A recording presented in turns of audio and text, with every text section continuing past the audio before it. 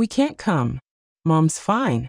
My wife is throwing a birthday party, and we can't just abandon our guests. Those were the exact words Isaac said to the doctor when he was told I was dying. Literally dying. My heart had failed 3 times in the ambulance, and my 42-year-old son chose Mela's appetizers over his mother's life.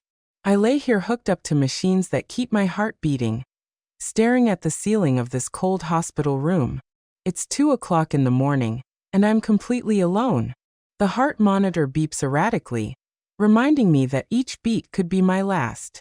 And my sons are 30 m away toasting with champagne.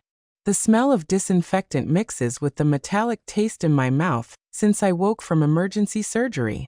My hands tremble every time I try to move them. And it's not just the medication. It's the rage coursing through my veins like pure venom. Mrs. Stone, please try to rest, whispers Fiona, the night shift nurse. She's a young woman, perhaps the age of my daughters-in-law, but her eyes hold a compassion I haven't seen in my own family for years. The doctor said, the most important thing now is for you to stay calm. Calm? How can I be calm when I've just discovered that to my children, I'm less important than a party? Dr. Miller was very specific when he told me about the calls 2 hours ago. His words still echo in my head like hammer blows. I told them explicitly that this could be her last night, that the heart attack was massive, and that we needed them to come immediately. Benjamin's response was even worse than his brother's. Doctor, she can't wait until tomorrow. Diana organized everything weeks in advance, and all the guests have already arrived. My mom is strong. She's always recovered from everything. I've always recovered from everything. That phrase reverberates in my head like a painful echo. I recovered when their father abandoned us 25 years ago, leaving me with 2 teenagers and mountains of debt. I recovered when I had to work 3 jobs to put them through private college, cleaning offices at dawn, waiting tables at a diner during the day, and sewing clothes late into the night. My fingers still bear the scars from the sewing machine.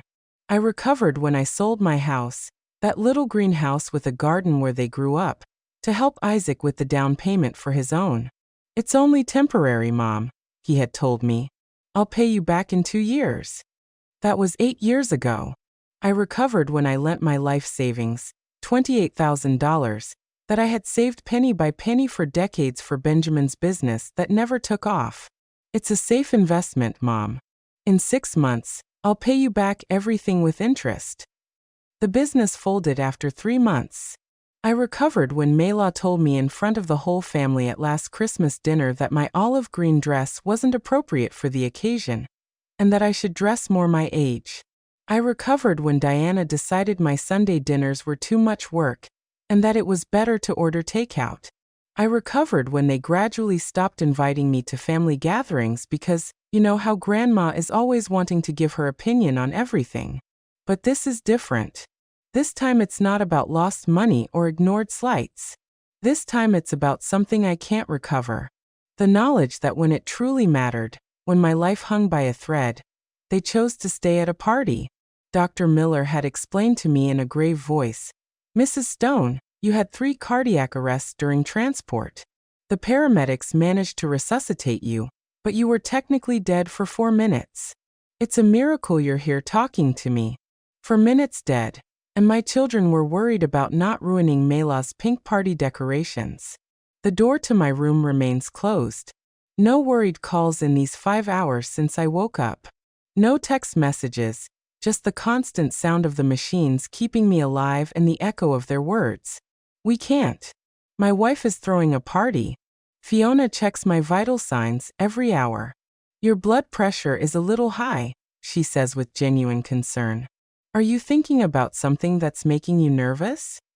If she only knew I was thinking about 66 years of unconditional love thrown away for a birthday cake in colorful balloons. At this moment, as I look at the city lights through the hospital window, something inside me is breaking definitively. And it's not my heart. It's something much deeper.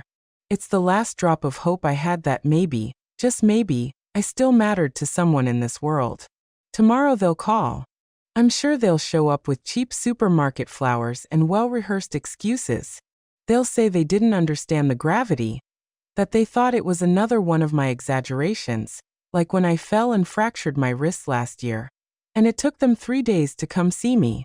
But it's too late. Tonight, they've shown me exactly where I stand on their priority list. And that place is very, very low. I close my eyes and transport myself back 40 years. Isaac was 2 years old, and Benjamin had just been born. We lived in that small 2-bedroom house in the lakeside neighborhood with walls so thin I could hear the neighbors breathe. Robert, my husband then, worked at the textile factory, and I stayed home taking care of the children. I remember perfectly the smell of baby powder, and the sound of their giggles when I bathed them in that second-hand plastic tub we bought. Isaac was always the clingiest with me. "Mommy, mommy," he would repeat all day, following me around the house on his chubby little legs. Benjamin was more independent, but when he got sick he became my shadow, asking me to sing that lullaby I had learned from my mother. Everything for my children, I told myself as I sewed clothes until 3 o'clock in the morning to sell at the market on weekends. Every extra dollar went directly to their needs. New shoes when they grew, school supplies, Isaac's soccer classes, Benjamin's guitar lessons. I wore the same gray dress for 2 years straight, but they were always impeccable. The first sign that something was changing came when Isaac turned 25. He had met Mela at his job, a calculating woman with a perfect smile and always immaculate nails. The first time he brought her to dinner, she examined my house as if she were evaluating a dilapidated property. "Cecilia," she said to me with a smile that didn't reach her eyes, "don't you think it would be better if Isaac and I spent Christmas at my place this year? My family has deeply rooted traditions, and well, my mother is used to doing things a certain way." That Christmas, I ate alone for the first time in 25 years. The turkey I had bought remained untouched in the refrigerator for a week. When I asked Isaac how dinner had been, he replied, "It was amazing, Mom. Mela's house is spectacular. It has a dining room that looks like it's straight out of a magazine. And the food, well, her mom is a really good cook." As if my 30 years of cooking for him had meant nothing. Benjamin followed the same pattern 2 years later.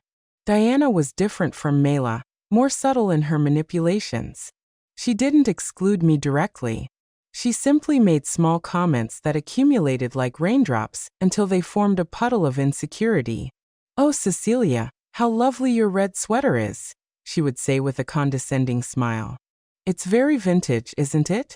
I always tell Benjamin that women our age need to update their wardrobes once in a while. Or when I prepared my famous lasagna, that recipe I had perfected for decades. "It's good, mother-in-law, although it's a little heavy for my digestion. I prefer lighter, more modern food." Benjamin has gotten used to my cooking style. Invitations to family dinners began to spread out.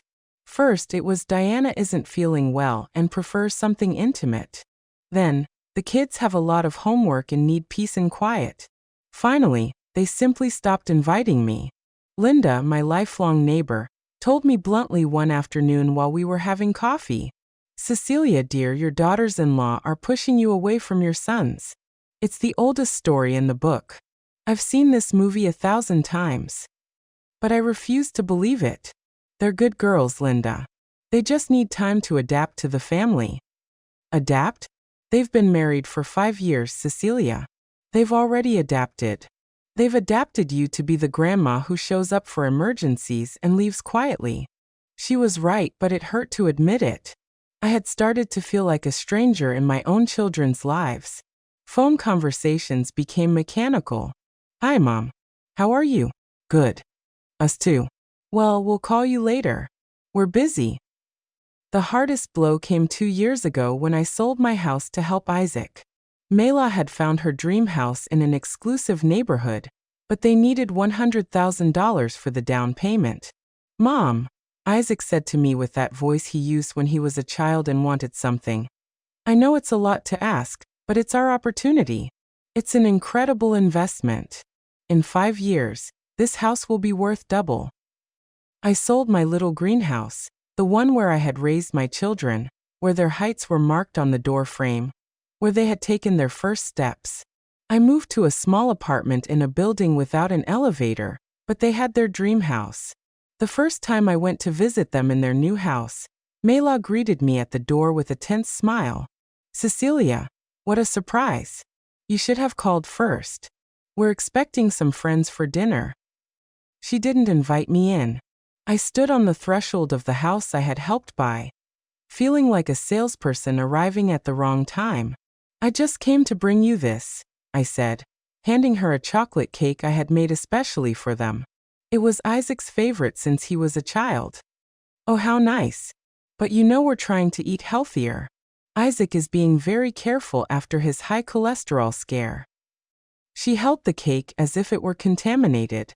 That night, I cried myself to sleep. My son had cholesterol problems, and I found out by chance through a conversation at the door of a house I had helped buy.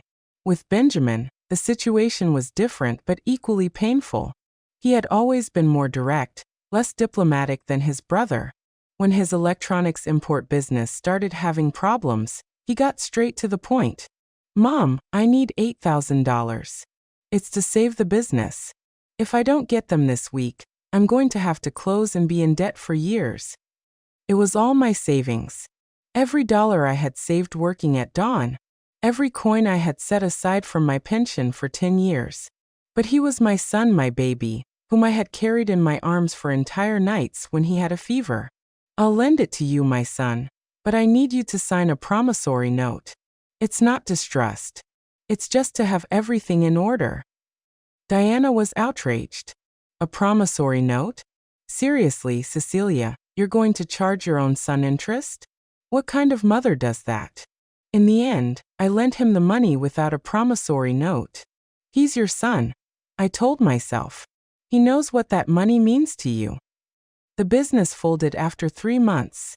The $8,000 vanished along with years of sacrifices and dreams of a dignified old age. Benjamin told me, Mom, you know how these businesses are. Sometimes you win, sometimes you lose. At least I tried. As if my money had been casino chips and not the result of decades of work. Now connected to these machines in this cold hospital, I understand that all those moments were preparing me for this night. This night when the mask finally fell and I could see the naked truth. To my children, I am dispensable. The pain had started 3 days ago during Sunday lunch at Isaac's house. It was my 66th birthday, although no one seemed to remember it. Mela had prepared a light salad and grilled chicken. Nothing like the celebrations I used to organize for them when they were children. Mom, you look tired, Benjamin had said to me while picking at his food without looking up from his phone. Are you sleeping well? The truth was, I hadn't slept properly for weeks. A strange pressure in my chest woke me every night at 3 o'clock in the morning, as if someone were sitting on my ribs. But I didn't want to worry them. I didn't want them to think it was another one of my exaggerations, as they had started to call my ailments. I'm fine, honey. Just a little heartburn at night. Mela had let out a dry laugh. It's just that at our age, the body doesn't process food the same way, Cecilia. I tell my mom she needs to eat lighter, fewer spices, less fat. A 66-year-old woman's body isn't the same as a 30-year-old's. That afternoon, as I was getting ready to leave, Diana arrived with news that broke my heart without her knowing it. Guess what? We finally got a date for my birthday party. It's going to be this Wednesday at the Grand Plaza Hotel Ballroom. I've been planning it for months. Wednesday. My actual birthday had been on Sunday, but no one mentioned it. On Wednesday, they were going to celebrate Diana with all the pomp and circumstance in the world. It's going to be amazing, Diana continued excitedly. I hired the best catering service in the city. There's going to be live music, themed decorations, and over 50 guests have already confirmed. Benjamin gave me this gorgeous golden dress that cost $1,200. $1,200 for a dress, more than I spend on clothes in 2 years. I remained silent, feeling that pressure in my chest intensify as I watched my son smile proudly, for having spent in one night what lasts me 6 months. Mom, you're obviously invited, Benjamin had told me, but his tone sounded more like forced courtesy than real desire. Though you know it's going to be an elegant affair. Diana invited many important people from her work. The message was clear. Come, but don't embarrass us. On Tuesday night, a day before Diana's big celebration, the pressure in my chest had become unbearable. My left arm ached, and I had nausea that made me double over in bed. I called Isaac at 11 at night. Mom, what's wrong? We're watching a movie. My son, I feel very sick. I have a chest pain that won't go away. Did you take anything? Chamomile tea? Maybe it's stress. You've been very tense lately with Diana's party. Look, we'll stop by to see you tomorrow after the celebration. I hung up, feeling more alone than ever. Even my pain had to wait for my daughter-in-law's party to end. That night, I couldn't sleep for a minute. The pain spread through my jaw, my neck, my back. It was as if a giant elastic band was tightening around my torso. At 5 o'clock in the morning, I called Linda. My dear, that doesn't sound good at all, she said after hearing my symptoms. I'm coming over and taking you to the hospital. No, Linda, it's Wednesday. It's Diana's party. I don't want to ruin. Ruin what, Cecilia? You're describing heart attack symptoms. Do you think a party is more important than your life? It turns out it was. It turns out that for my children, a party was more important than my life. Linda arrived at my apartment at 6 o'clock in the morning and found me sitting on the edge of the bed, sweating coldly and breathing with difficulty.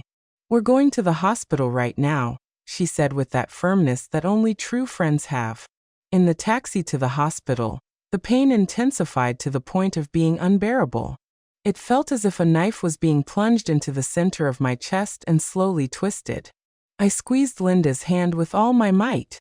Hang in there, Cecilia. We're almost there. In the emergency room, everything happened very quickly. The electrocardiogram showed worrying irregularities. My blood pressure was through the roof, and the cardiac enzyme levels confirmed what the doctors already suspected.